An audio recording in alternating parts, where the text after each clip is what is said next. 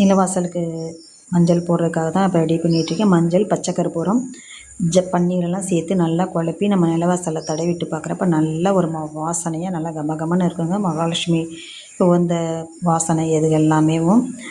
அதனால தான் அந்த மாதிரி தான் நிலவாசலுக்கு நான் எப்போவுமே நிலையில் இந்த மாதிரி ஜவ்வாது பன்னீரெல்லாம் கலந்து பச்சை கற்பூரம்லாம் கலந்து தான் நிலவாசலில் பூசி விடுவேன்.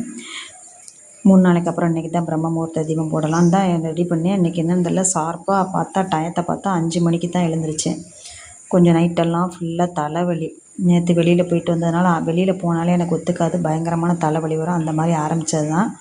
மதியம் ஆரம்பித்த தலைவலி காலையில் வரைக்குமே விடலை. எனக்கு தூங்கி முழிக்கிற டைம்லாம் தலைவலி இருந்துக்கிட்டே இருந்த மாதிரியே இருந்துச்சு. அப்படியே தூங்கிட்டேன். அப்புறம் நானாக எழுந்திரிச்சு பார்க்குறேன், மணி 5. அதுக்கப்புறம் எழுந்திரிச்சு நேற்றுக்கு வீடெல்லாம் போட்டு க்ளீன் பண்ணி வச்சுட்டேன். அதனால் சுடுதண்ணி மட்டும் காலையில் எழுந்திரிக்கிறப்ப நல்லா மழை பெஞ்சிக்கிட்டு இருந்துச்சுங்க. நல்லா ஜோன்னு நல்லா மழை பெஞ்சிக்கிட்டே இருந்துச்சு. சுடுதண்ணி வச்சு குளித்து முடிச்சுட்டு அப்புறம் தீபம் போட்டு சாமி கும்பிட ஆரம்பிச்சிட்டேன். கரெக்டாக தீபம் போகிற டைம் 6 மணி ஆயிடுச்சு. இன்றைக்கி பிரம்ம முகூர்த்த தீபம் இல்லை, சூரிய பகவானுக்கு தான் இன்றைக்கி தீபம் போட்டு சாமி கும்பிட்ட மாதிரி நல்லபடியாக மனசார நினச்சி கும்பிட்டாச்சு. இன்றைக்கி வெள்ளிக்கிழமைன்றதுனால ஒரு கலசம் ரெடி பண்ணி வச்சுக்கிட்டேன். நான் மஞ்சள் நீர் கலந்து எடுத்து வச்சுட்டு மாயிலை 5 இலை எடுத்து அதில் மஞ்சள் குங்குமம் வச்சுட்டு அதில் ஒரு மலர் மட்டும் வச்சு எடுத்து வச்சாச்சு.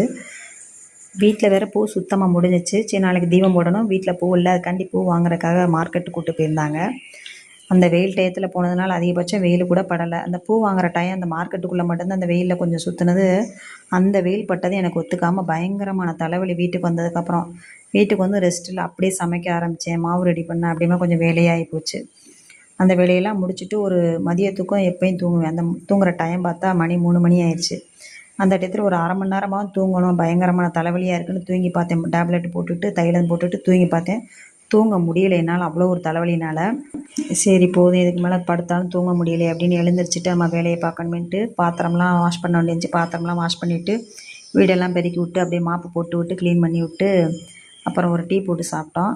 இப்படியே தான் டைம் போச்சு. ஆனாலும் தலைவலியோடவே இத்தனை வேலையும் ஓடிச்சு.